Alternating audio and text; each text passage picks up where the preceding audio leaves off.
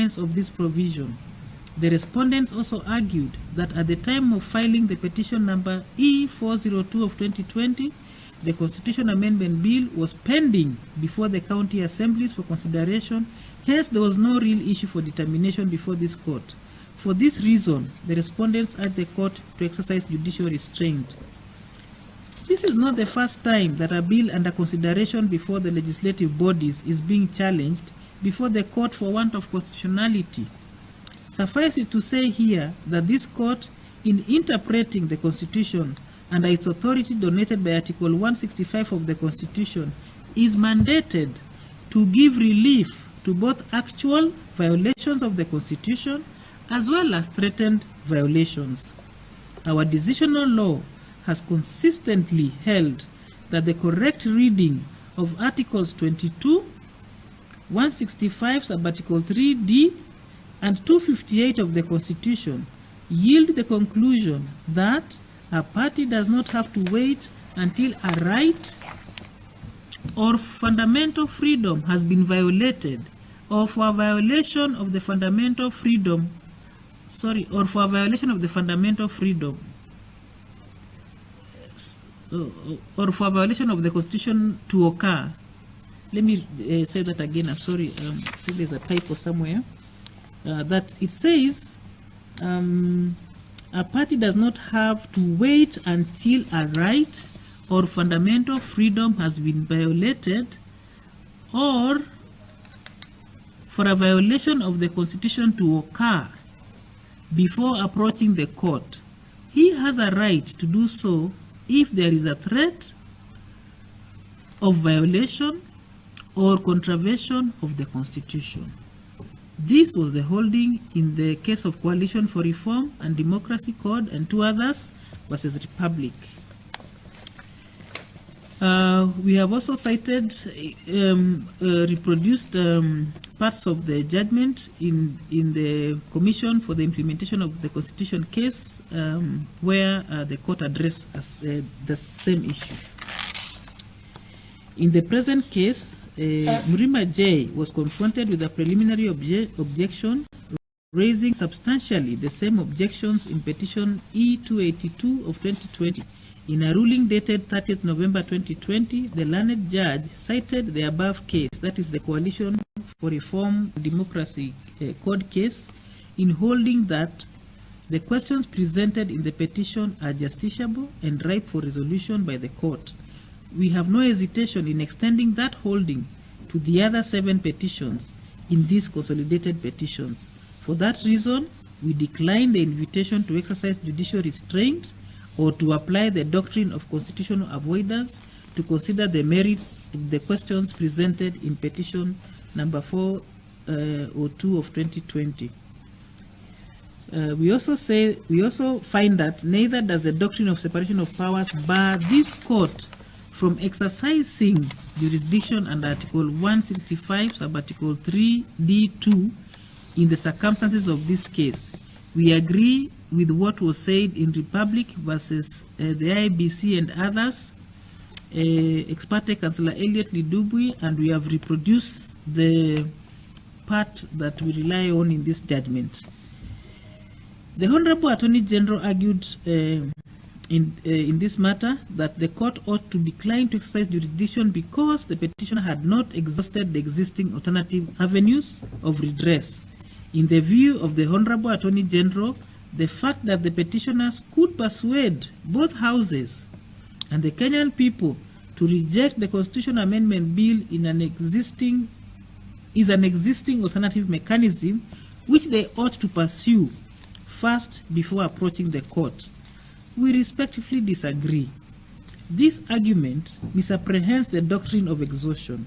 It is true that our decisional law has consistently held that where a dispute resolution mechanism exists outside the courts, the same be exhausted before the jurisdiction of the courts is invoked. Courts ought to be a fora of last resort and not the first port of call the moment a storm brews. This was so stated in the Court of Appeal by the Court of Appeal in Geoffrey Mudinja Kabiru and two others, versus Samuel Munga Henry, reported in 2015 EKLR.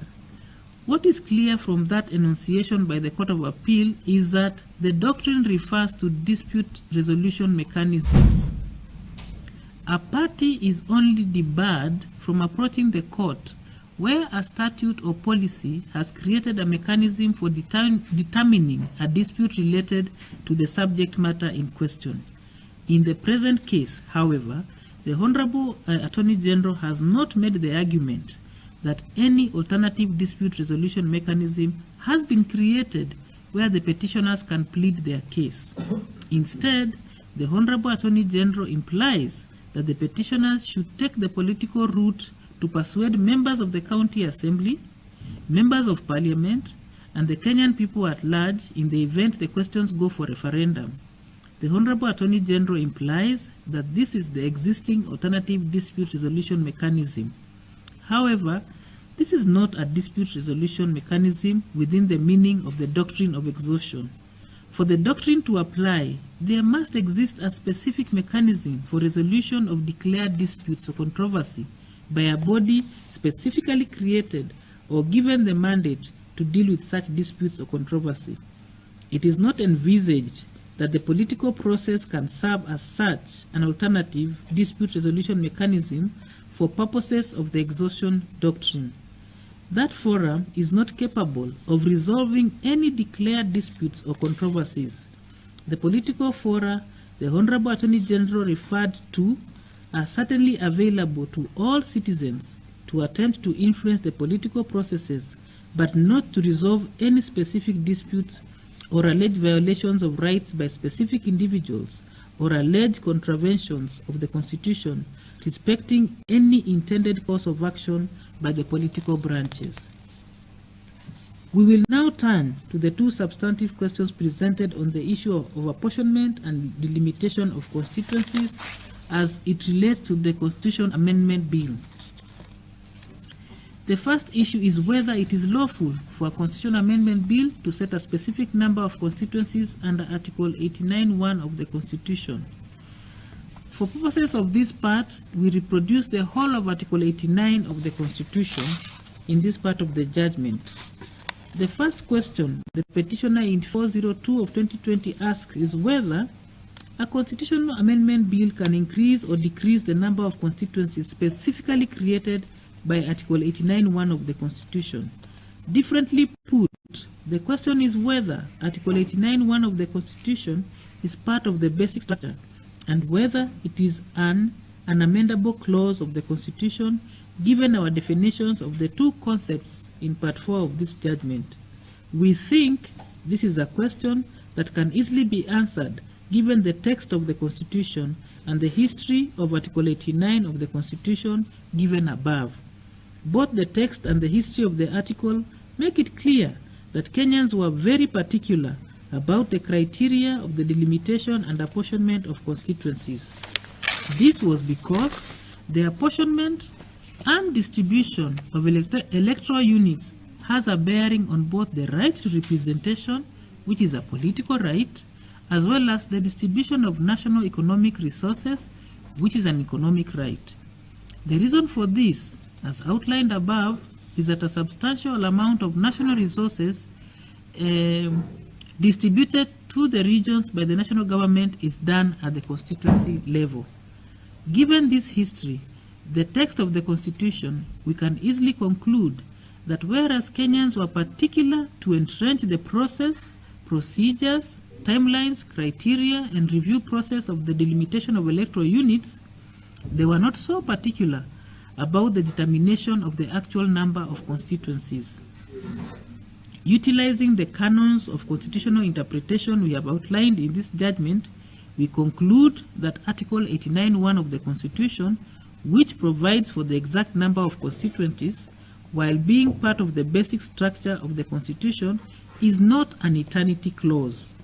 It can be amended by duly following and perfecting the amendment procedures outlined in Articles 255 to 257 of the Constitution. This brings us to the second substantive question asked by the petitioner in Petition 402 of 2020. is it lawful for a constitutional amendment bill to directly allocate and apportion the constituencies it creates without a delimitation exercise as set out in Article 89 of the Constitution? Section 1, subsection 1 of the second schedule of the Constitution Amendment Bill states as follows, and we have quoted it. Then section 1(2) of the second schedule of the Constitution Amendment Bill proceeds to distribute the additional 70 constituencies among the counties as follows, and I'll read that section. Mombasa 3, Kwale 3, Kilifi 4, Mandera 1, Meru 2, Embu 1, Machakos 3, Makueni 1, Kirinyaga 1, Murang'a 1, Kiambu 6, Turkana 1, West Pokot 1, Trans Nzoia 2, Uasin Gishu 3, Nandi 1, Laikipia 1, Nakuru 5, Narok 3, Kajiado 3, Kericho 1, Bomet 2, Kakamega 2, Bungoma 3, Siaya 1, Kisumu 2, Nyamira 1, and Nairobi City 12. Then section 1(3) of the second schedule proceeds to state as follows: the allocation of additional constituencies among the counties specified above shall A. prioritize the constituencies and are represented in the National Assembly on the basis of population quota, and B. be made in a manner that ensures the number of inhabitants in a constituency is as nearly possible to the population quota, and the emphasis there is ours. These provisions do 4 things. 1. They create 70 additional constituencies by dint of the Constitution Amendment Bill. 2. They direct the IEBC to determine boundaries and to delimit the 70 created constituencies to specific counties. 3. They stipulate the period within which the IEBC must determine and delimit the boundaries of the 70 created constituencies to 6 months from the commencement of the intended act. And 4. They stipulate to the IEBC the criteria to use